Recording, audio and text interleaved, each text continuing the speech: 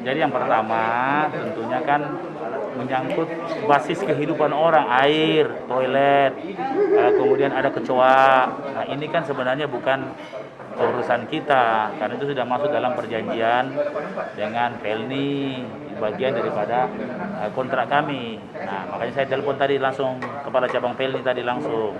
Mestinya ini kan organisasi ini harus penanggung jawabnya dulu yang bicara. Tapi kalau terlalu lama begitu ya terpaksa saya sorkat. Artinya saya bisa langsung ambil alih nih kalau ada yang hal begini. Yang kedua, soal wifi ini juga termasuk dengan audio di atas.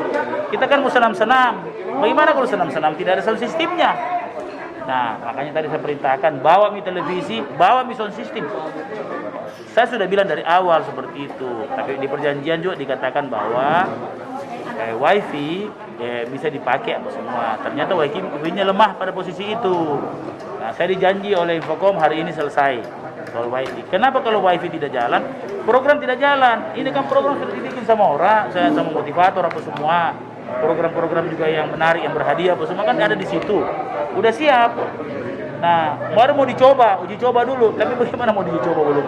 Tidak tembus di sana. Jadi mudah-mudahan bisa. Nah, tapi insya Allah 1-2 hari ini selesai. Artinya memang saya menargetkan 3 hari saya evaluasi. Ini kan sudah masuk hari ketiga dan insya Allah evaluasi tadi itu sudah jalan. Termasuk tadi nakes tidak dijemput pulang malam. Ini nginap di sana. Orang kesan sehat kan seram rasanya di sana nginap. Karena orang tidak siap. Nah, ternyata saya tanya, ini kecil-kecil ini. Ternyata tadi malam berombak.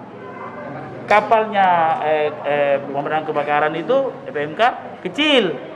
Nah, tadi sudah ada solusinya dibantu oleh Angkatan Laut. Ketemuan 3. Nah, jadi artinya harus betul-betul kita harus mencari nih barang. Kan sudah ada fasilitas. Sekarang pekerjaan terbesar adalah mencari. Besok ini ya, tapi sambil besok ini saya sudah mulai tes posko RW 1000. Nanti para detektor akan di training. Saya langsung training sendiri bersama teman-teman ini lewat virtual besok 1000 posko. 998 posko.